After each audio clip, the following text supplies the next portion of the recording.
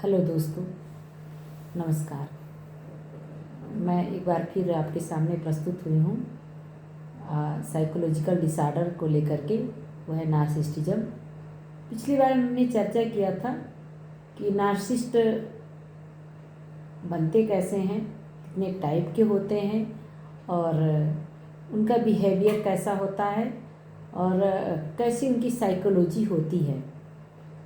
आज हम उसमें से एक विशेष प्रकार की नार्सिसिस्ट की चर्चा करेंगे, जिसको हम कम्युनल नार्सिसिस्ट कहते हैं।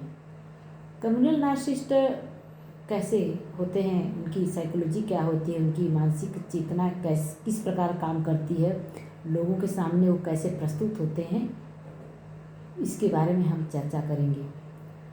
आज कम्युनल नार्सिसिस्ट हमारे बीच बहुत से रूपों में मिलते हैं, जिसे हम देखते हैं कि एक उनके अंदर एक विशेष भावना होती है समाज सेवा की, और अच्छाई का नकाब ओढ़े रहते हैं और लोगों को मदद करना उन्हें ये बहुत विशेष रूप से अच्छा लगता है।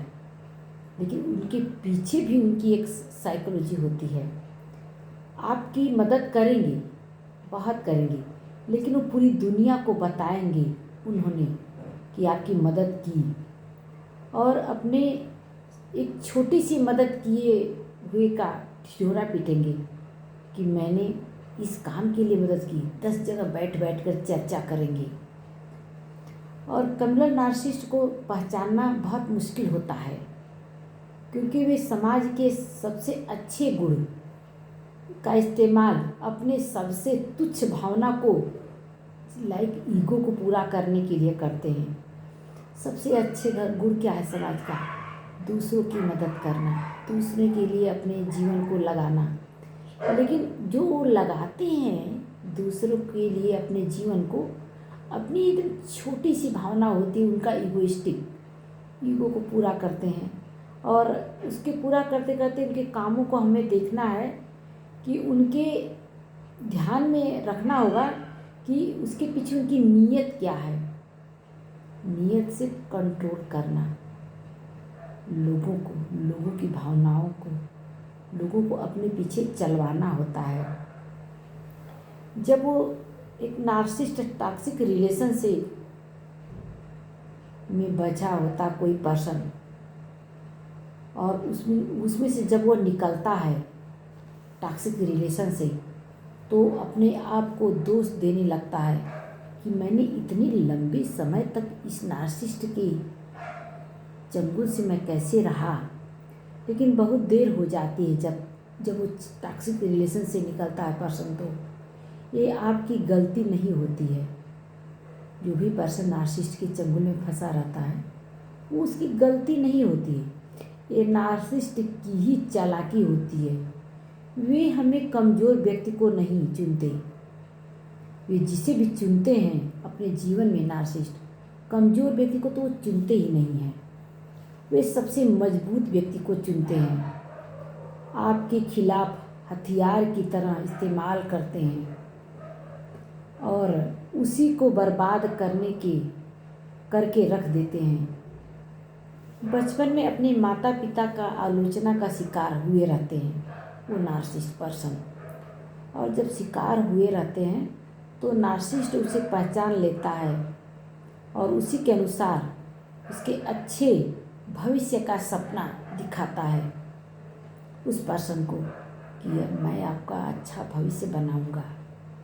जैसे मैं एग्जाम्पल दे रही हूँ कि मेरे साथ रहो। जैसे वो अपनी बेटी से भी अगर बात करेगा, नार्सिसिस्ट कहेगा कि मैं तुम्हारी शादी ना जज के बेटे से करवा दूंगा। ये नहीं देखेगा कि अरे जज का बेटा कहीं आवारा तो नहीं है, लेकिन उसे वो चापलूसी की तरह अपने बच्चों से बात करता रहता है। अब वो बेटी जो है क्या करेगी, सोचेगी अरे मेरा फादर, मेरा एक जो है मेल पर्सन मेरी शादी तो जज के बेटे से करवाने के लिए तैयार है, तो वो उसी में खुश हो जाती है। क्या क्या खुशहाली होगी। अरे बेटा जज का है, जज वो लड़का नहीं है जिससे वो शादी करना चाहता है। तो ऐसे बहुत सारे एग्जाम्पल हमारे समाज में मिल जाएंगे कि नार्सिसिस्ट हमेशा अपने फैमिली के एक एक पर्सन को मैनिपुलेट करके रखता है, किसी को एक साथ मिलने नहीं देता, अपनी फैमिली को बांट के रखता है। तो जितने पर्सन होते हैं उसकी फैमिली में, उसको कई टुकड़ों में बांटता है। वो जानता है कि कहीं हमारे फैमिली के पर्सन एक साथ मिल करके मेरे बारे में कोई चर्चा करेंगे तो कहीं मेरी पोल खुल न जाए, और इस पर वो हमेशा ध्यान बनाए रहता है। यहाँ तक कि वो छोटी छोटी से भी अपनी तुच्छ भावना को पूरा करने के लिए वो बड़े बड़े कदम उठा लेता है। और नार्सिसिस्ट जो ये नहीं देखता, क्योंकि उसके अंदर एम्पैथी नहीं होती, बिल्कुल एम्पैथी नहीं होती, काइंडनेस बिल्कुल ही नहीं होती है। उसे सिर्फ और सिर्फ आत्ममुग्धता रहती है, सेल्फ लव की। वो सिर्फ अपने आप से प्यार करता है। दिखावा तो बहुत करेगा, दिखावा इतना करेगा कि आप देख के जानेंगे कि अरे ये तो पर्सन बहुत तो अच्छा है, तो इतना बिहेवियर कितना अच्छा है। लेकिन उसे उस दिखावा के पीछे उसकी डार्क साइकोलॉजी होती है। और वो नार्सिसिस्ट का जो एब्यूजर होता है, जो अब्यूज को जो सहता है, उसी का नार्सिसिस्ट उसका फ़ायदा उठाता है और धीरे धीरे अपने चंगुल में जिसको वो ले लेता है उसे बर्बाद करके ही छोड़ता है एकदम। और वो बर्बाद इसे करता है, वो गैर नहीं होते हैं, वो अपनी फैमिली मेम्बर को ही, जो उसे सबसे ज़्यादा लव करता है, बर्बाद उसी को करता है। क्योंकि उसे बर्बाद करने में उसे नार्सिसिस्टिक सप्लाई मिलती है, क्योंकि उसे बर्बाद करके उसका चाहत देखता है कि मैं तो कंट्रोल में रखा हूँ इसे।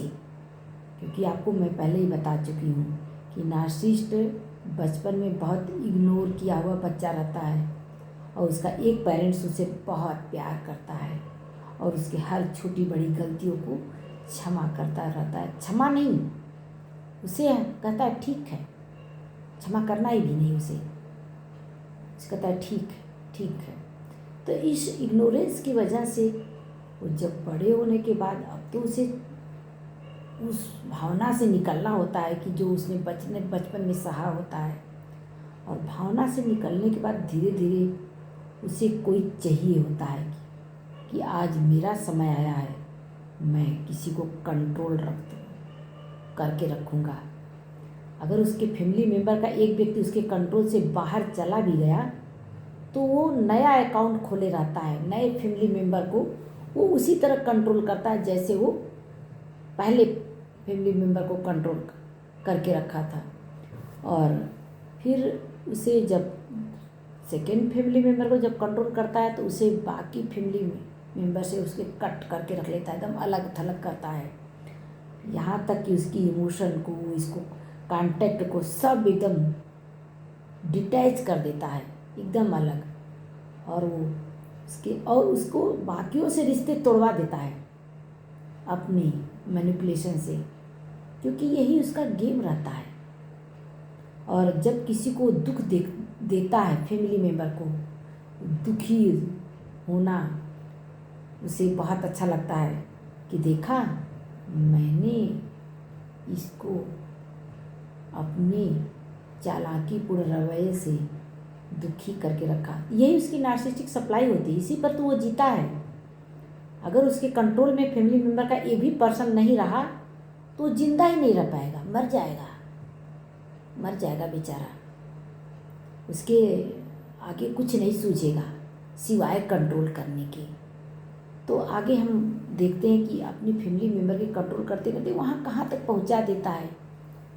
एक एक फैमिली मेम्बर को की ज़िंदगी के लाइफ को वो नर्क बना देता है।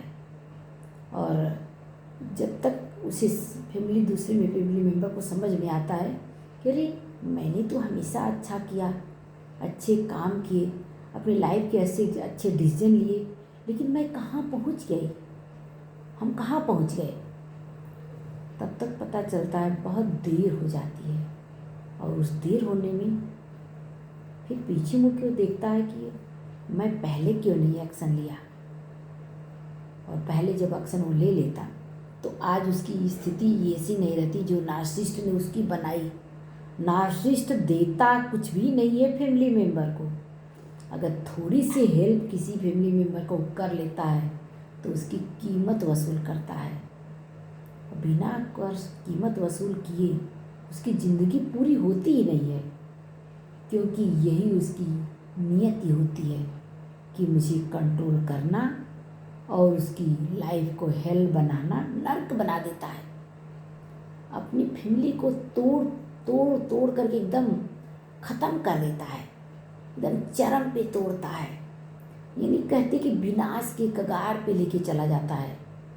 आप देखते हैं किसी तरीके की, इस तरीके की जो नार्सिसिज्म की है, उस पर्सन की बाहर जो दिखने में होती है लाइफ होती है, तो लोगों को दिखता है कि कितना चार्मिंग पर्सन है, और लोग बहुत मतलब उसके जो छलावे को नहीं समझ पाते हैं। बाहर के पर्सन कहते हैं हाँ बहुत अच्छा तो पर्सन है, बहुत इसका मान सम्मान है, हम तो बहुत अच्छा जानते हैं इसको, लेकिन वो दिखाता भी है बाहर कि मैं बहुत अच्छा हूँ। वो नार्सिसिज्म से इसका शिकार रहता है। उसे न्याय और जजमेंट ये नहीं समझ में आता। लीगल एक्शन उसे तो समझ में नहीं आता कि लीगल कानूनी कार्रवाई क्या होती है। उसे ये समझ में आता है जो मैंने सोचा है उसे तो पूरा करना है। वो बचपन से यही सोच सोच में वो बीतते बीतते बीतते बीतते अपनी ज़िंदगी को जहाँ तक लेके आता है, तो उसकी 50 से ऊपर भी उम्र हो जाती है, तब भी वो उस जो गर्त से निकल नहीं पाता है। और धीरे धीरे धीरे धीरे धीरे उसकी यही नियत होती है कि फैमिली मेम्बर को तोड़ते तोड़ते एक ऐसे हालत में पहुंचा देना कि बारी बारी एक एक फैमिली मेम्बर को तोड़ता है, उसे लालच देता है कि मैं तुम्हारे लिए ये करूँगा। और तो नॉर्मल फैमिली मेम्बर यही सोचते हैं कि ये तो बाहर बहुत अच्छा लोगों के लिए करता रहता है, तो हमारे लिए क्यों नहीं करेगा। लेकिन ये उसका छलावा होता है। वो हमेशा मीठी मीठी बातों में मैनिपुलेट करके माइंड गेम खेलता है, और माइंड गेम खेलते खेलते वो अपनी क्या कहते हैं कि खुद के जो उसके नेक्स्ट जनरेशन होती है, नेक्स्ट एंसेस्टर कहते हैं उसके बच्चे, उनसे भी कंपटीशन करता है। और कंपटीशन में ये उसे हमेशा याद रखता है कि जितना फेमस मैं हुआ हूँ, मेरे आगे वाली जनरेशन कोई इतना फेमस न हो। मैं ही फैमिली में सबसे महान बना रहा हूँ। अगर कोई उस खुदा न खास्ता किया उसके फैमिली में अगर उसके कोई औलाद हो, थोड़ा उसी इंटेलिजेंट हो गया और वो फेमस और इंटेलिजेंसी की सीढ़ियों पे चढ़ने लगा, फिर अंदर ही अंदर उससे जेलसी करेगा। और जेलसी करते करते तो वो कैसे उसे अपने रास्ते से हटाने की बात करेगा। उसे धीरे धीरे धीरे धीरे उसकी मीठी मीठी बात करके उसके करीब जाएगा, उसकी भावनाओं से अपनी भावनाओं को मैच कराएगा। जो उसकी थिंकिंग रहेगी कि मैं लाइफ में ये करूँगा, उसे वो बदल देता है, तोड़ देता है। कहता है कि नहीं, ये नहीं, तुम ऐसा है कि अपनी लाइफ में ये करियर चुनो, ये ज़्यादा अच्छा है। तो अभी तो वो मतलब इंटेलिजेंसी उसकी बच्चे की रहती है कि मैं ये बनूंगा, और उसमें आगे ही बढ़ता रहता है। लेकिन वहीं से तोड़कर उसकी जो चेंज कर देता है उसका माइंडसेट। नहीं नहीं, तुमको ये नहीं करना चाहिए, तुमको ये करना चाहिए, ये ज़्यादा अच्छा फेमस है। और उस फील्ड का किसी फेमस व्यक्ति का नाम सजेस्ट भी कर देता है उसके सामने कि देखो फला व्यक्ति है, बिजनेस किया है, तुम पढ़ाई में मत लगाओ, पढ़ाई में मत लगाना अपने, और ये बिजनेस करो, इसमें बहुत ज़्यादा आगे जाओगे। तो इस तरह धीरे धीरे धीरे धीरे करके एक एक फैमिली मेम्बर को अपने रास्ते का कांटा समझता है, उसको हटाता है अपनी ज़िंदगी से। और हटाने का मतलब क्या समझ रहे हैं, हमेशा के लिए फिनिश कर देता है उसका लाइफ। जब एक का फिनिश करता है तो फिर दूसरे पर हाथ लगाता है और उसे भी बाकी फैमिली मेम्बर से तोड़ करके, अगर उसके फैमिली मेम्बर में बाकी बचे 4 सदस्य हैं, एक सदस्य को तो फिनिश कर लिया, तो 3 सदस्य बचे हैं तो 3 को अलग अलग रखता है। एक दूसरे से कम्युनिकेशन करने की भी आज़ादी नहीं देता, यहाँ तक वो मैनिपुलेट करता है। और फैमिली मेम्बर समझ नहीं पाते हैं, समझने में बहुत देर हो जाती है। जब तक समझते समझते उसे अपने एहसास होता है तो जाहिर सी बात है कि वो तो अपने आप को सेव करेगा ही कि अरे ये तो इसका माइंड गेम है, ये तो करेगा ही, यही करेगा, इसके सिवा इसे आता क्या है। और आता यही है, वो बहुत चालाकीपूर्ण रवैया अपनाता है। और बाहर के लोगों को अगर किसी से आपने कहा भी एक शब्द कि हाँ मेरे साथ तो ऐसा ऐसा हुआ, तो बाहर के लोग कहते हैं अरे आप ऐसे कैसे कह रही हैं, वो तो बहुत अच्छा पर्सन है, सभी लोग उसकी बहुत इज्जत करते हैं और रिस्पेक्ट करते हैं। और तो आप देखेंगे कि मैं चाहती हूँ कि आप सब लोग अपने लाइफ में अगर कोई आपका फैमिली मेम्बर का या स्पाउस या मेल पार्टनर या फीमेल पार्टनर अगर नार्सिसिज्म का है, उसकी भावनाओं को आप समझें, अपने आप को बचाएं और अपने आप को लाइफ को सेव करें और खुद प्रोग्रेस करें। इन्हीं शब्दों के साथ मैं आप सभी का नमस्कार करती हूँ। धन्यवाद।